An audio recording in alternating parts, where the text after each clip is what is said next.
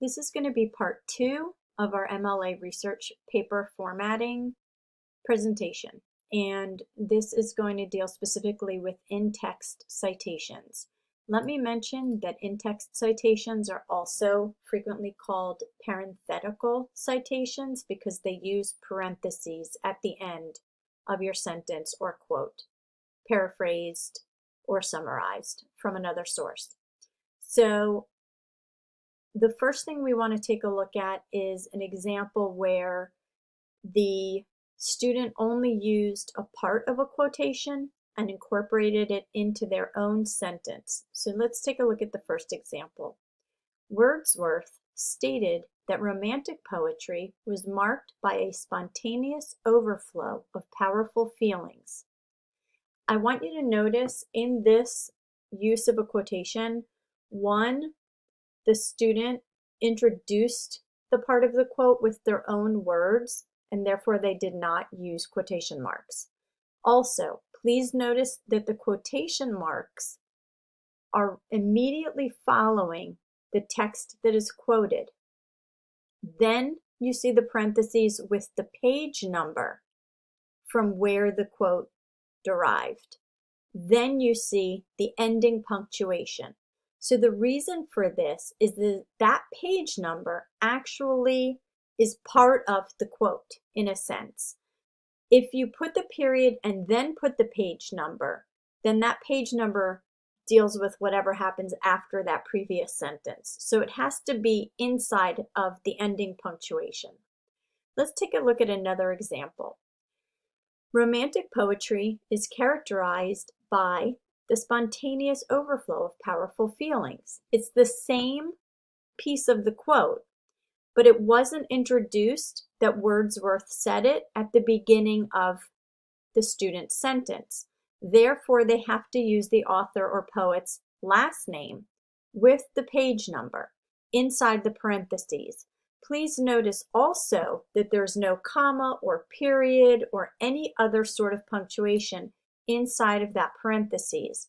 Notice again, the quotation marks are at the end of the quote, then the parentheses, then the ending punctuation. And finally, Wordsworth extensively explored the role of emotion in the creative process. So this is the student's own words, probably summarizing or paraphrasing what Wordsworth said on page 263 of his text.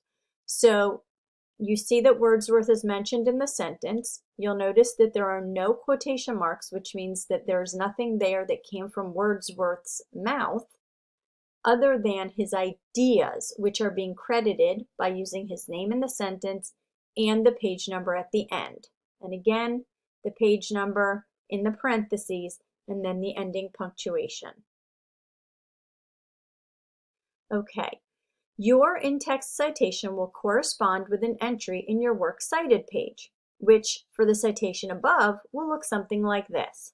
So we're going to talk about a Works Cited page next, but for now, take a look at the structure of the citation. You'll notice it's organized by the poet's last name, comma, and their first name. Then there's a period.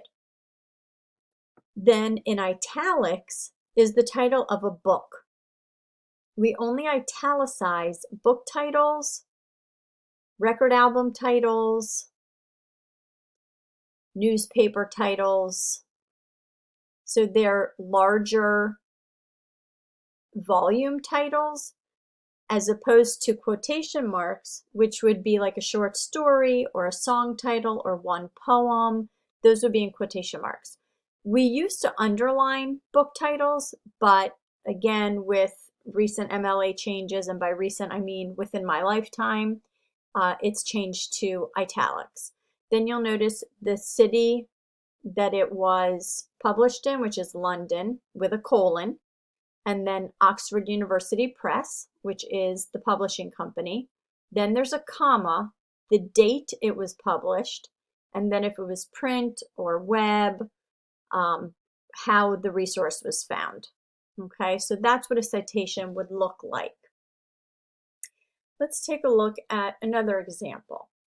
When a source has no known author, use a shortened title of the work instead of the author's name. So if we don't know who wrote the piece, we only know the title of the article. Maybe it's, not even identified as anonymous, but especially when you're looking on websites, sometimes it's pretty hard to find an actual exact author. So, and sometimes in articles in general. So you would just use a shortened version of the title of that work. Okay, so here's the example. We see so many global warming hotspots in North America, likely because this region has more readily accessible climatic data and more comprehensive programs to monitor and study environmental change. Now the ellipses is there, the 3 dots, because there's more to that quote than the student was planning to use, and so they're identifying that they cut it off before it ended. So it was probably like mid-sentence, then the quotation marks. You'll notice in the parentheses, again in quotation marks because it's a title of an article, not of a big volume, a shortened version of the title, which is Impact of Global Warming. Again, no ending punctuation, the page number, and then the ending punctuation. So you place the title in quotation marks because it's a short work, meaning a short story, a poem, something like that. And the corresponding works cited entry would look like this. The Impact of Global Warming in North America. That's the title of the article. So again, if there's no author, you use the title of the article or the title of the piece. Then you'll notice that it says global warming, early signs, and that's in italics because it's clearly coming from a larger volume. And then the date of publication, where it came from, whoops, sorry guys, hang on, which was the web. And then the 23 March 2009 is actually the date that it was accessed on the web. Usually a professor will tell you whether or not they actually want you to include that information. As far as I'm concerned, I don't need it, but it's important to me that you know.